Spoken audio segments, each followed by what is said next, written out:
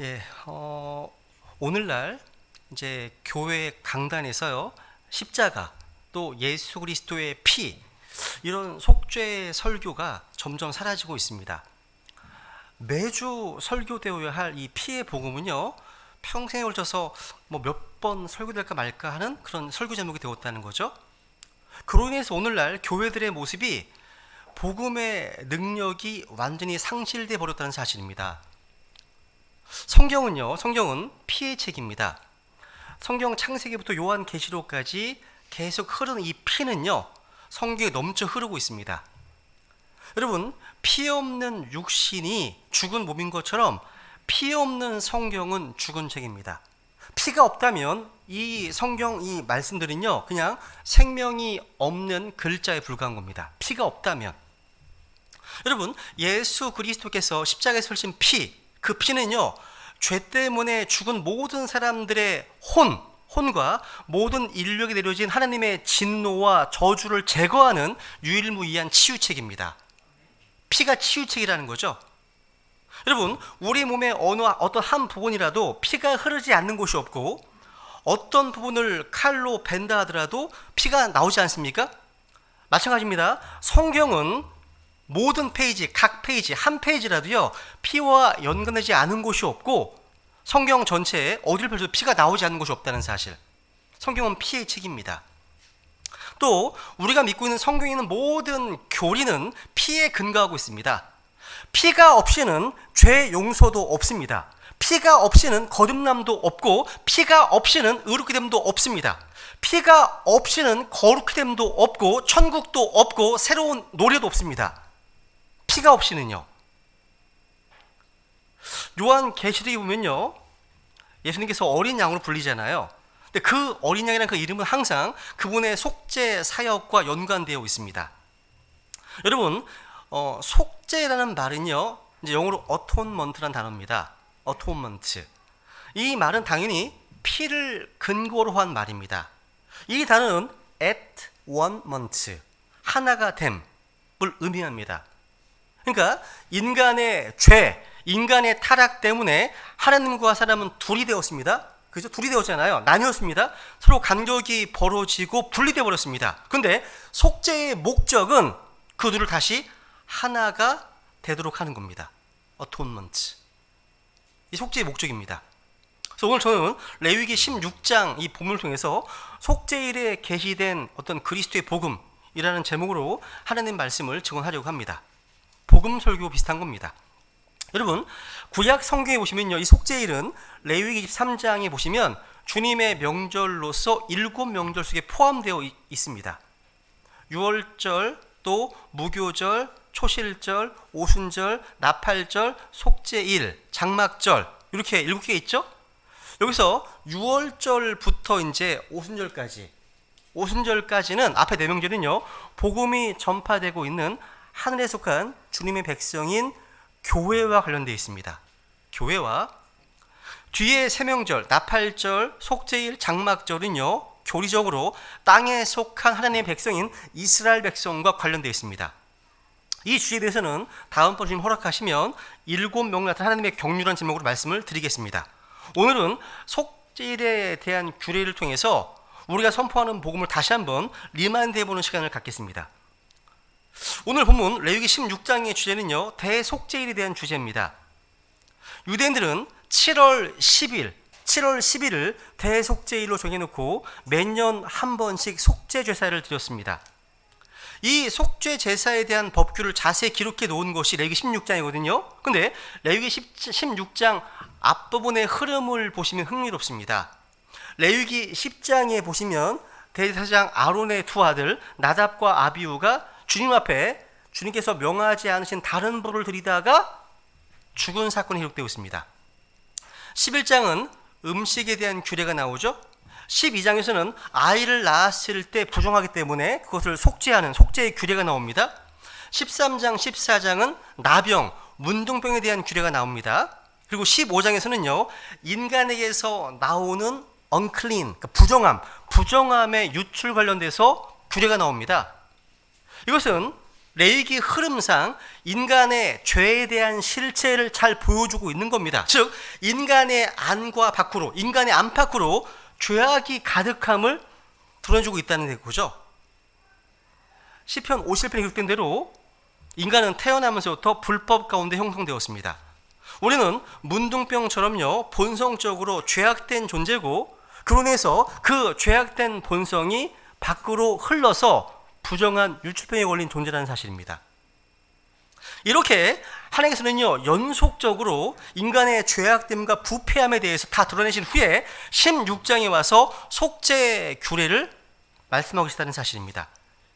이거 너무 의미심장하지 않습니까? 그죠? 성경은 우리가 그리스도의 복음을 믿기 전에 회개를 먼저 말씀하고 있습니다. 구원받으려면 먼저 자신이 가는 그 길이 죄로 말미암아 멸망으로, 지옥으로 가는 아주 위험한 길임을 깨달아야 한다는 겁니다. 그때야 비로소 자신이 나는 구원자가 필요한 죄인이구나, 이 사실을 깨닫고 그리스도의 피 묻은 복음을 믿고 의지하게 된다는 거죠. 여러분, 근데 자신에게 구원자가 필요하다는 사실을 인식하지 못한 사람들, 복음이 필요하다는 사실을 인식하지 못한 사람들에게는요, 그리스도의 복음이 안 들립니다. 무의미하다는 거예요. 환자에게 약을 처방하기 전에 무엇부터 합니까? 먼저 진단부터 하잖아요. 정확한 병명과 상태를 환자가 알게 되었을 때 의사가 처방준 약을 복용하지 않습니까? 마찬가지입니다. 그리스도의 복음이, 복음의 능력을 나타내려면 먼저 죄로 인해서 자신이 하나님의 두려운 심판과 진노 앞에 처해 있다는 사실을 깨달아야 됩니다. 지금 내가 죽으면 바로 지옥 가는구나, 지옥의 손을 뜨게 되는 거구나, 이거를 깨달아야 한다는 사실입니다. 그런 사실을 깨달은 사람에게 복음은 진정한 복된 소식이 될 수 있는 겁니다. 여러분, 사람이 살아가면서 가장 필요한 게 뭘까요? 가장 필요한 게 뭐죠? 뭐 돈도 필요합니다. 의식주와 관련된 것들도 다 필요한 것들입니다. 그런데 아담 안에서 죽어있는 모든 죄인들에게 가장 필요한 것은 죄의 용서이고 하나님과의 화해입니다. 죄 용서, 하나님과의 화해입니다. 왜 그렇습니까? 죄를 용서받고 하나님과 화해한 것이 왜 가장 큰 필요라고 얘기할까요? 그 이유는 로마서 1장, 2장에 나타난 대로 하나님의 두려운 진노와 심판 때문입니다. 하나님의 진노, 심판, 영원한 불, 영원한 암흑, 영원한 진노, 이 하나님의 진노 때문입니다. 하나님의 진노가 임하는 심판날이 있기 때문이라는 사실이죠. 이건 성경 전체가 일관되게 가르치는 내용입니다. 성경은 살아계신 하나님의 말씀입니다. 우주의 창조자이시고 심판주이신 분께서 경고하신 말씀입니다. 우리도 사람들에게 나가서 하나님을 대신해서 그들의 죄악으로 인한 다가올 심판에 대해서 경고해 줘야 됩니다. 때가 많이 남아있지 않습니다. 시간이 얼마 남지 않습니다. 죽음 이후에 심판이 있고 지옥이 있음을 경고해 줘야 한다는 거죠. 죄에 대해서 공의를 집행하시는 두려운 진노의 날이 있음을 경고해야 됩니다. 여러분, 죄는 사람을 하나님으로부터 분리시켰습니다. 이사야서 59장에 보시면 이런 말씀이 있습니다. 읽어볼까요? 시작. 보라, 주의 손이 짧아져서 구원하지 못하는 것도 아니요 그분의 귀가 둔하여서 듣지 못하는 것도 아니라 오직 너희 불법들이 너희와 너희 하나님 사이를 갈라놓았고 너희 죄들이 그분의 얼굴을 너희에게 숨겼으므로 그분께서 듣지 아니하시리라. 죄는, 불법은요, 사람과 하나님 사이에 장벽을 놨습니다. 죄가 하나님과 사람 사이를 갈라놓았다는 거죠. 그래서 이 죄와 더러움의 장벽이 제거되어야 됩니다. 그렇게 되지 않으면 사람은 하나님의 심판에 직면할 수밖에 없습니다. 하나님의 공의는 심판을 요구합니다. 하지만 레위기 16장 본문은 피의 속죄를 통해서 모든 죄가 용서되었고 더러움이 깨끗하게 되었기 때문에 하나님께서 우리와 함께 할 수 있다는 기쁜 소식을 전해주는 겁니다. 공의와 심판이 이미 집행되었다는 겁니다. 죄에 대한 대가가 이미 지불되었다는 겁니다. 어떻게 해요? 예수 그리스도로 말미암아서입니다. 예수 그리스도께서 우리를 대신해서 죽으심으로 하나님의 공의가 만족되었다. 그러니까 죄에 대한 대가가 지불되었다는 뜻입니다. 그렇게 죄의 용서와 하나님과의 화해는 너무나 중요한 것입니다.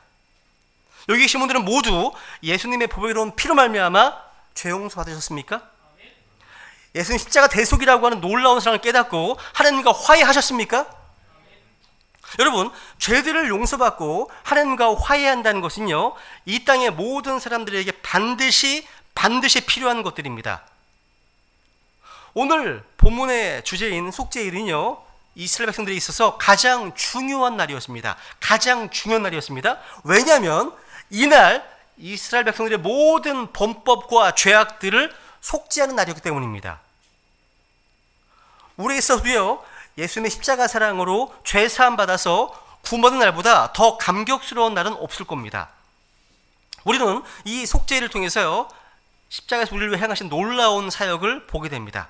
그 내용을 오늘 보게 되는데요, 우선 먼저 이 날의 의미. 여러분, 이 날은요, 이스라엘 백성들이 있어 가장 중요한 날이고 가장 위대한 날입니다. 구약시대 유대인들에게 한 해의 가장 중요한 날은 7월 10일 속죄일이었습니다. 그래서 대속죄일을 가리켜서 이스라엘 백성들은요, 욤키퍼라고 부릅니다. 따라해보세요. 욤키퍼. 보통 많이 씁니다. 미국에서 욤키퍼스데이 이런 말 씁니다. 욤이란 말은요, the day, 그날이라는 뜻이고요. 키퍼는 cover, 덮는다는 뜻을 가지고 있습니다. 즉 죄를 덮는다는 뜻입니다. 욤키퍼. 이날은 하나님께서요, 자신의 백성들이 지은 모든 범죄들을 용서하시고 하나님과 화해하는 날입니다. 속죄일은요, 오직 희생 제물의 피를 통해서 하나님께 나아가야 함을 말해주고 있습니다. 희생 제물의 피를 통해서. 여러분, 피라는 단어가요, 레위기 16장에서 9번 나오고요, 레위기 17장에서 13번 나옵니다. 속죄일이요, 우리에게 구원과 관련해서 가르치는 것이 있다면 피 흘림이 없이는 결코 죄 사면이 없다, 그 사실입니다.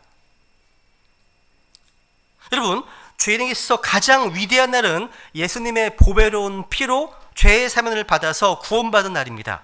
그날을 빌립보서 1장 5절에서 이렇게 말씀하십니다. 첫날로 언급해요. 첫날부터 지금까지 너희가 복음 안에서 교제하였기 때문이라 말씀하고 있죠. 여러분의 이 첫날이 없다면 신앙생활은 시작도 안 하신 겁니다. 첫날. 골로새서 1장 6절로 볼까요? 이날을 복음을 듣고 하나님의 은혜를 안 그날이라고 말씀하고 있습니다. 한번 읽겠습니다. 시작. 이 복음이 온 세상에 있는 것 같이 너희에게 이르렀으며 너희가 그것을 듣고 진리 안에서 하나님의 은혜를 안 그날부터 너희 안에서도 열매 맺는 것 같이 열매를 맺는도다. 포인트가 뭡니까? 복음의 진리를 듣고 하나님의 은혜를 아는 겁니다. 복음은 들어야 됩니다. 믿음은 들음에서 납니다. 은혜는 행위가 아니에요. 은혜는 어떤 싹시 아닙니다. 은혜는요, 아무런 받을 가치가 없는 죄인에게 값없이 거저 주어지는 겁니다. 이게 은혜죠. 여러분이 받은 은혜가 무엇입니까? 여러분 지금 하나님의 은혜를 참으로 알고 계십니까?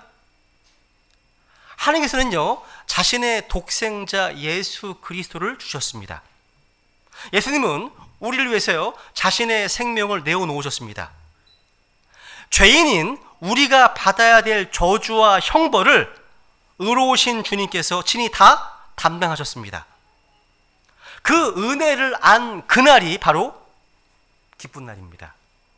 구원받은 날이죠. 기쁜 날 주 나의 죄 다 씻은 날, 그날입니다. 우리가 열매 맺기 원한다면 그 하나님의 은혜를 알면 되는 거예요. 두 번째로 오늘 본문을 보시면요, 속죄일날 죄 용서를 받기 위해서는요, 하나님께서 정한 방식대로 나아가야 함을 보여줍니다. 앞부분에서 우리는요, 하나님의 방식이 아닌 잘못된 방식으로, 그릇된 방식으로 나아가다가 하나님의 심판을 초래한 케이스를 봤습니다. 우선 1절 내용입니다. 1절, 레위기 16장 1절에 보시면 아론의 두 아들이 주 앞에 헌물을 드리다가 죽은 뒤에 말씀하시네요. 하나님께 그릇되게 나아간 자들이 있었죠. 레위기 10장인 나답과 아비후는요, 하나님께서 정하신 방식이 아닌 자기가 원하는 대로 자기 방식을 쫓아서 하나님께 나아갔습니다. 그리고 지성소에는요, 아무 때나 들어갈 수 없었습니다. 왜냐하면 구약시대에는요, 지성소에 1년에 딱 한 번만, 속죄일 날, 그날만 들어갈 수 있었습니다. 근데 나답과 아비후는 아무 때나 나아온 거예요. 아무 때나. 그리고 레위기 16장 12, 13절에 보시면요, 주님 앞에 나아갈 때 주님께서 명령하신 불을 갖고 나아가야 되는데 다른 소스에서 주님께 나아갔습니다. 다른 소스에서. 그러니까 주님 앞 놋 번제단에서 불을 취해야 하는데 엉뚱한 곳에서 아무 불이나 가져왔다는 거죠. 이것이 나답과 아비후가 죽임을 당한 두 번째 이유입니다. 그러니까 하나님의 명령과는 전적으로 반대되는 것이었다는 거죠. 그래서 죽은 겁니다. 하나님의 심판이 임한 거죠. 여러분, 거룩하신 하나님 앞에서는요, 아무 때나 아무 것이나 가져와서는 안 된다는 것입니다. 그럼 어떻게 하나님께 나아가야 됩니까? 2절에 보세요. 2절. 2절에 보시면 같이 읽어볼까요? 한번 시작. 주께서 모세에게 이르시되 내 형 아론에게 말하여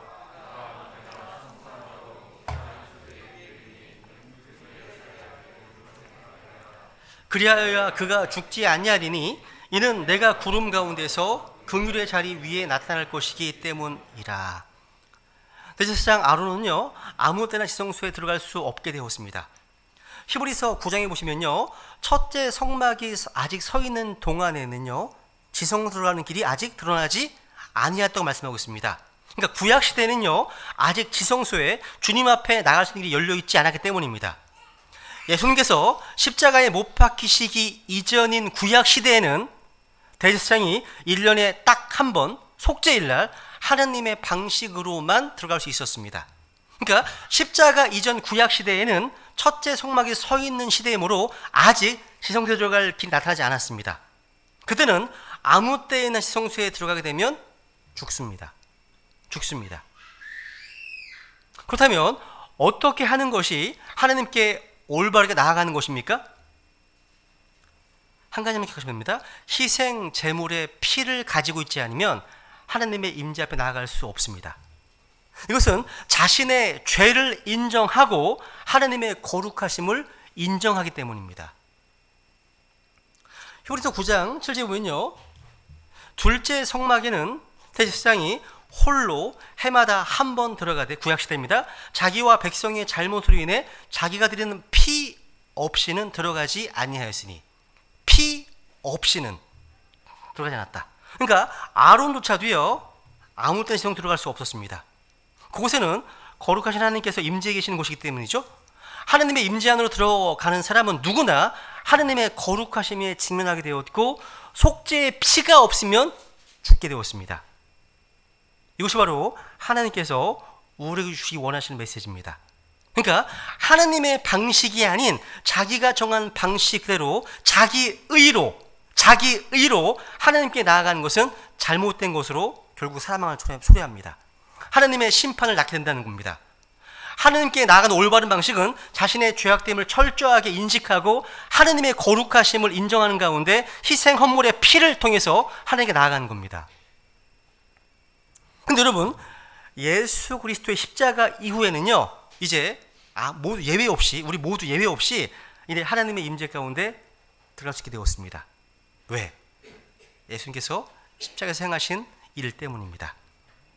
로마서 5장 1절 2절에서 말씀하신 것처럼요, 우리 모두가 예수 그리스도를 믿음으로 의롭게 되었기 때문에 언제든지 하나님의 임재 가운데 담대히 아무 때나 들어갈 수 있게 되었습니다. 이게 복음이죠. 이게 복음입니다. 이제 한번 3절과 5절을 보세요. 속죄의 범위인데요, 보시면, 그런즉 아론은 어린 수수를 죄 헌물로 삼고 순양을 번제 헌물로 삼아 성소에 들어올 것이요 말씀하시네요. 그러니까 아론도 성소에 들어가려면 자신을 위해서 먼저 어린 수수를 죄 헌물로 삼고 순양으로 번제 헌물을 삼아야 했습니다. 왜요? 구약시대는 아론 자신도 연약함에 쌓여있는 한 사람이기 때문입니다. 대제사장 아론은요, 예수 그리스도를 상징적으로 보여주지만 예수 그리스도와 다른 부분도 많습니다. 예수님은 죄가 없으시기 때문에 자신을 위해서 죄의 헌물을 들 필요가 없는 분이셨습니다. 근데 아론은 우리와 같은 연약에 쌓여 있는 사람이기 때문에 백성의 죄를 속죄하기에 앞서 먼저 자신을 위해서 속죄 제사를 드려야 했습니다. 그래서 그 피를 가지고서 주님 앞에다 뿌린 후에 그러니까 자신과 자신의 집안의 속죄가 먼저 필요했다는 거죠.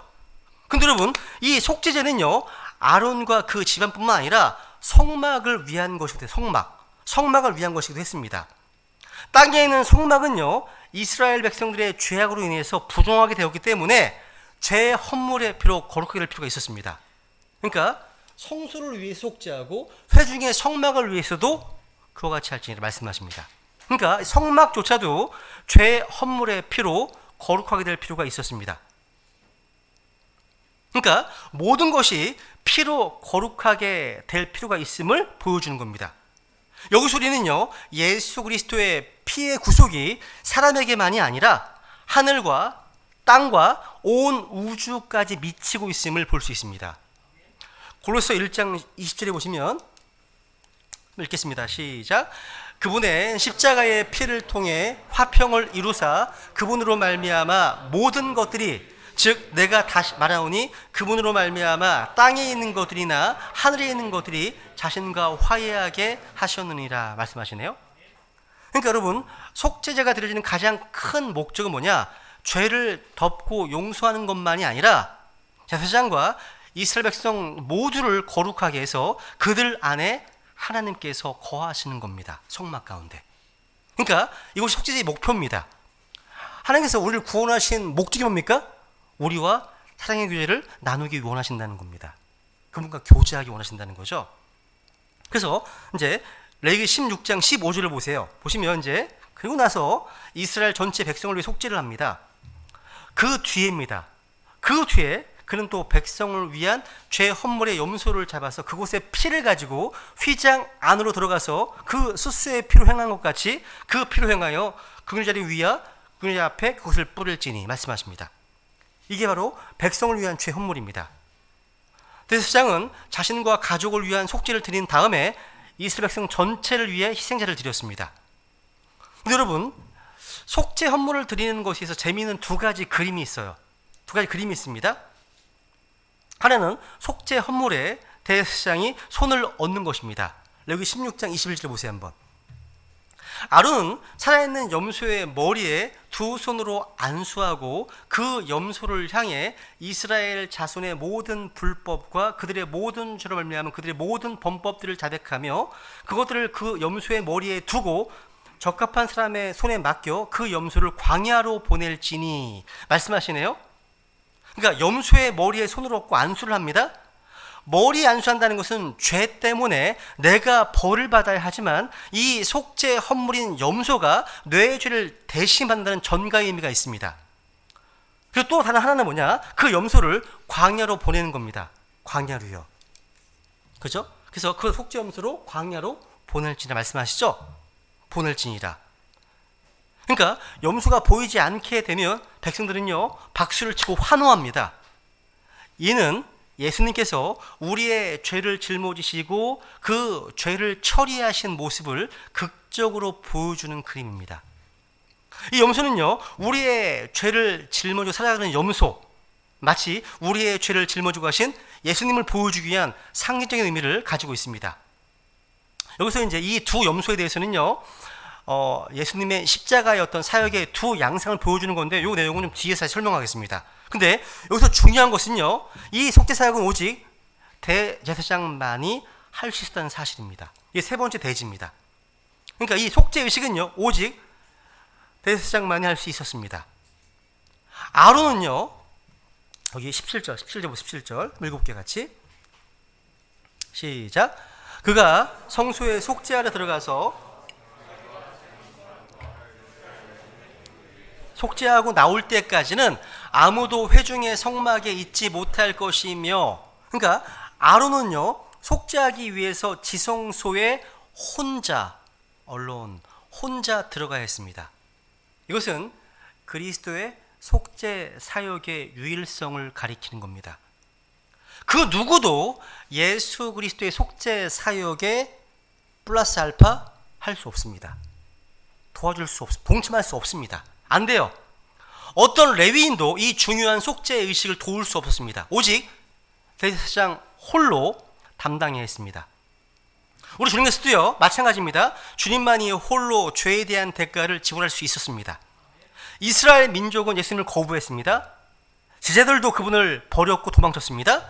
하느님 아버지께서도 십자가에서 예수님이 죽으실 때 그분에게서 얼굴을 돌리셨습니다. 그러니까 우리 주님만이 홀로 단번에 영원히 죄 문제를 해결하셨다는 사실.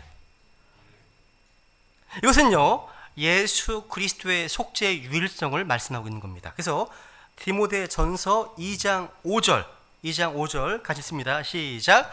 한 하나님이 계시고 하나님과 사람들 사이에 한 중재자가 계시니 그 사람이신 그리스도 예수님이시라. 자 보세요.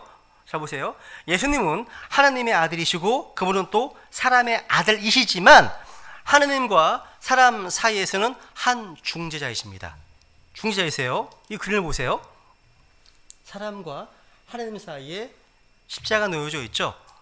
여러분, 하늘에는 하나님이 계십니다. 땅에는 사람이 있습니다. 하나님과 사람 사이에는 예수 그리스도가 계십니다. 성경에 하늘과 땅을 잇는 사닥다리가 바로 예수 그리스도이십니다. 예수님은 하나님과 사람 사이의 중재자이시거든요. 예수님은 우리가 하늘나라로 가는 길이고 문일 뿐만 아니라 하나님께서 우리에게 오시는 길이고 문이십니다.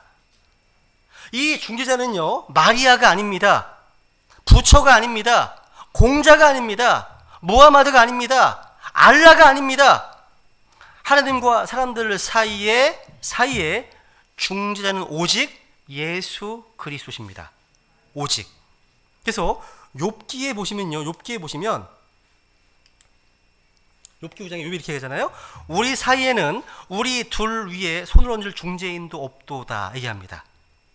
이것은요, 하나님을 알고 믿는다고 하지만 예수 그리스도를 발견하지 못한 사람들의 반응이에요.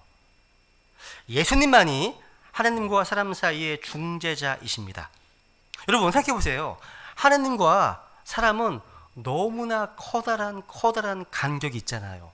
너무 다릅니다. 하나님은 사람이 아니십니다. 사람은 하나님이 아니잖아요. 그래서 하나님과 사람 사이에 뭐가 필요한 겁니까?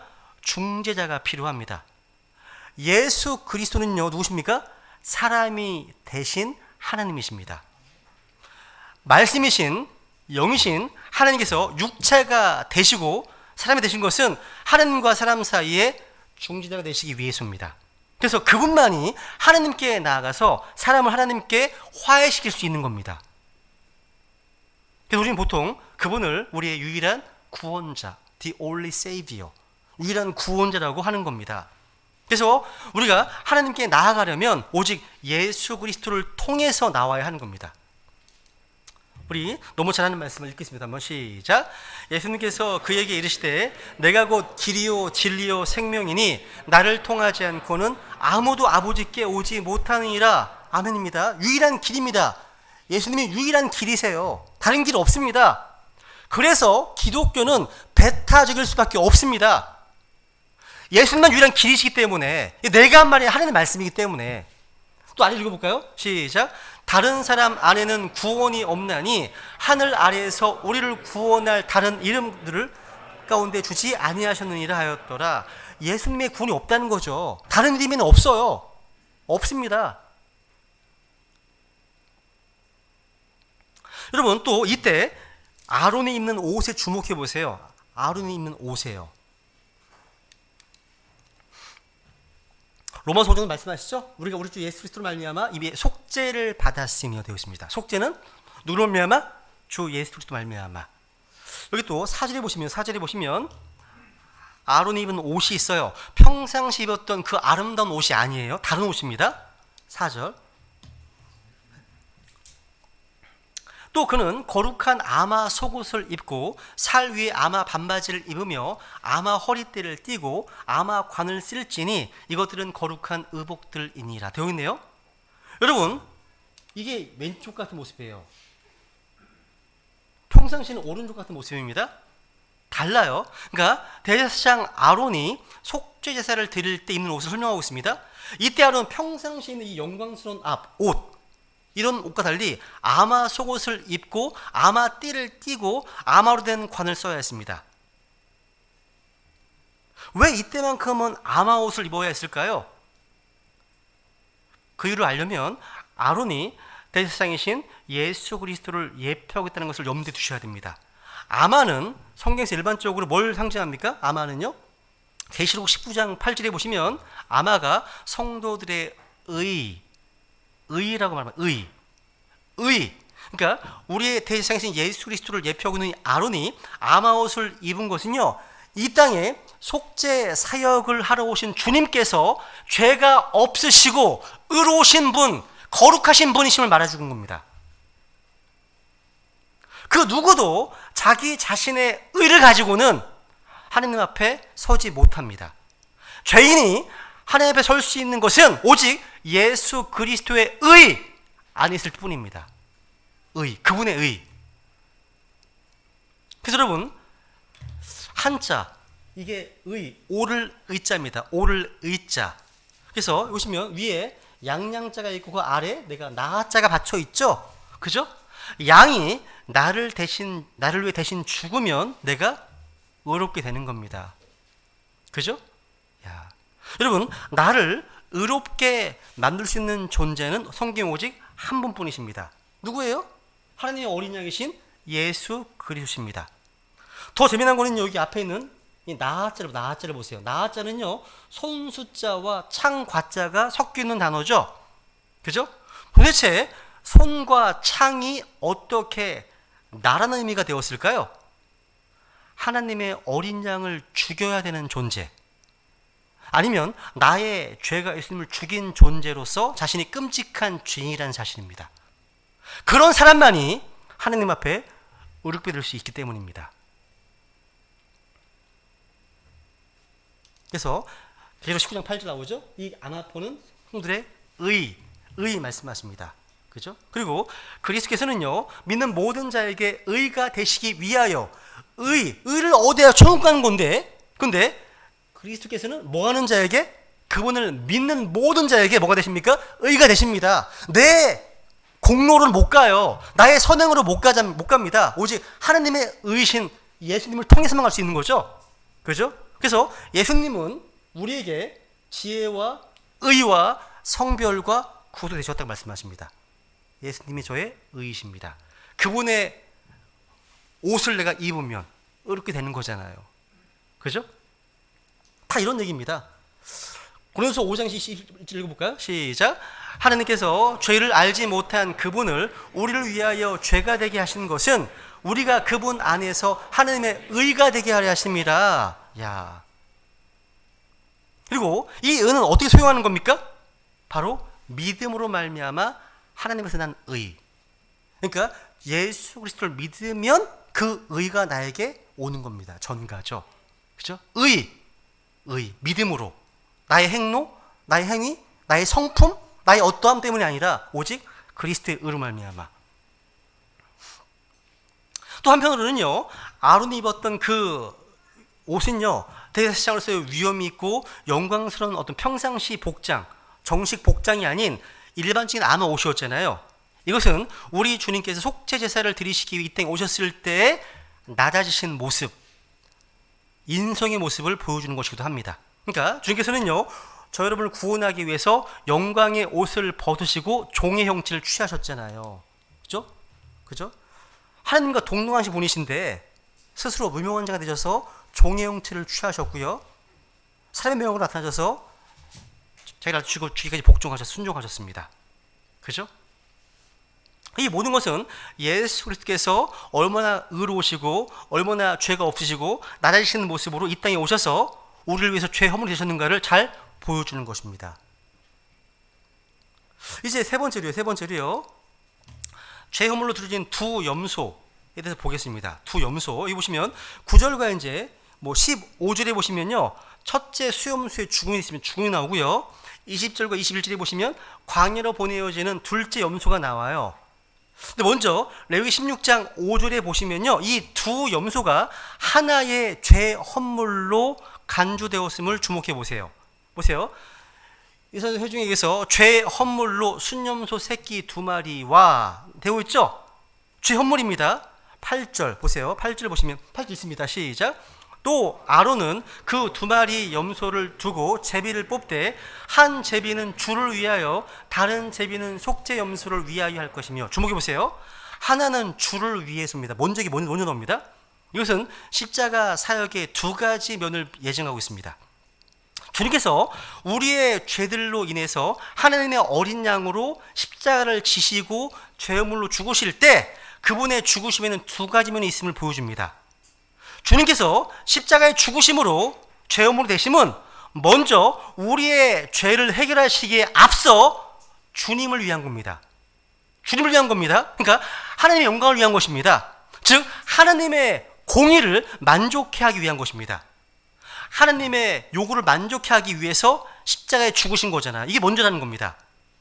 많은 분들이요, 예수님의 십자가의 죽으심을 이야기할 때 우리 죄를 어떻게 사하셨는가에 대한 관심이 많습니다. 근데 성경이 우리에게 보여주는 것은요, 주님께서 죄 허물로서 피 흘려 죽으심은요, 먼저 우리 죄를 없애기에 앞서 주님을 위한 것이라는 사실입니다. 즉 주님을 위한 칭기를 많이 소홀히 한다는 거죠. 성경은 이 부분을 먼저 이야기하고 속죄 염소를 위한 방면을 나중에 말씀하고 있습니다. 즉 예수 그리스도의 십자가에서 피 흘려 죽으신 것은요, 첫 번째로 하나님의 영광을 위한 것이고, 그리고 그 다음에 이제 우리의 모든 죄를 사하시기 위한 거라는 사실이죠. 그죠? 그래서 먼저는 주님을 위해서 죽습니다. 주님을 위해서. 그리고 나서 이제 속죄 염소, 우리의 모든 죄를 짊어지고 광야로 보내는 겁니다. 내보내는 거죠. 바로 우리의 죄악들을 짊어지고요. 짊어지고. 그래서 20절에 와서야 살아있는 염소, 광야로 보내지는 속죄 염소에 대해서 언급하기 시작하는 겁니다. 이게 바로 속죄 제사입니다. 구약의 대언자들은요, 예수님께서 어떻게 우리 죄를 없애셨는지를 설명했습니다. 되게 많습니다. 그러니까 그래서 요한복음 12장에 보면요, 주님께 말씀하시잖아요. 내가 이런 까닭으로 이때까지 왔나이다. 아버지요, 아버지 이름을 영화롭게 하옵소서 되어 있죠. 이게 주님을 위한 사역입니다. 먼저는 하나님 주님을 위한 사역, 그리고 우리 죄를 사하시는 사역이 나오는 거죠.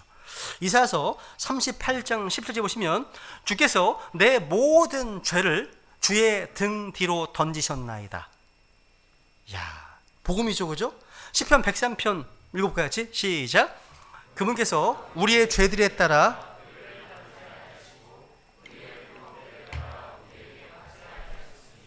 하늘이 땅에서 높음같이 그분을 두려워하는 자들을 향한 그분의 긍휼이 크시도다. 동이 서에서 먼 것 같이 그분께서 우리의 범법들을 우리에게서 멀리 옮기셨으며, 야, 동이 서에서 먼 것 같이, 동과 서는 만날 수가 없죠. 만날 수가 없습니다. 아주 먼 곳이죠, 그죠? 야, 그러니까 이런 말씀들이 말하는 바는 뭐냐면, 속죄 제사는 한 마리 살아있는 염소에게 이스라엘 백성들의 죄를 담당시켜서 사람이 없는 광야로 보내버리는 겁니다. 그러니까 우리 죄는 십자가에서 죄 헌물이 되신 그리스도, 세상 죄를 제거하시는 하나님의 어린 양 예수 그리스도를 말미암아 다시 찾을 수 없도록 멀리 모셨다는 사실. 찾을 수가 없어요. 그죠? 그래서 여기 29절에 보면요, 이제 보시면 속죄일은요, 속죄일은 너희 혼을 괴롭게 하고 괴로워해야 됩니다. 속죄일은요, 안식일로 간주되었습니다. 백성들은 어떤 일도 하는 것이 허락되어 있지 않습니다. 하나님께서는요, 그날에 백성들에게 자신을 괴롭게 하라고 명령하셨습니다. afflict, 너희 혼을 괴롭게 하고, 그리고 너희 혼을 괴롭게 하되 말씀하고 있죠. 그날에는요, 하나님께서 자신의 백성들을 부르셔서 죄에 대해서 진지하고 심각하게 생각하도록 하셨습니다. 이 afflict, 이 단어는요, 죄에 대한 내적인 슬픔을 외적으로 나타내는 것입니다. 이것이 빠지면 속죄는 아무 유익이 없을 겁니다. 어떤 혼이든지 간에 속죄일 날에 자신을 괴롭히지 않는 자들은 백성들 가운데 끊어집니다. 성경에 경고하셨습니다. 그리고 이날 아무 일도 하지 말라, 이 사실은요, 우리가 그럼 전적으로 믿음을 통해 하나님의 은혜로 구원받았음을 상기시켜 주는 것입니다. 이 속죄제사가 끝나면 대제사장은 이제 번제를 드렸어요. 번제를 드렸습니다. 레위기 16장 뒷부분에 보시면요, 제 헌물의 기름은 제단 위에 태울 것이요, 또 그것들의 가죽과 고기와 똥을 불에 태울지니라 말씀하시네요. 그러니까 속죄제사가 끝나면 번제를 드렸습니다. 번제는 기록 말씀 그대로 다 태우는 제사입니다. 태우는 겁니다. 태우는 거예요. 그러니까 속죄제사가 끝난 후에 이제 온전히 태워 없애야 할 것들을 하나님 앞에서 다 청산해야 한다는 겁니다. 그러니까 속죄를 받은 다음에는요, 번제를 드림으로써 온전한 헌신을 나타내야 한다는 것.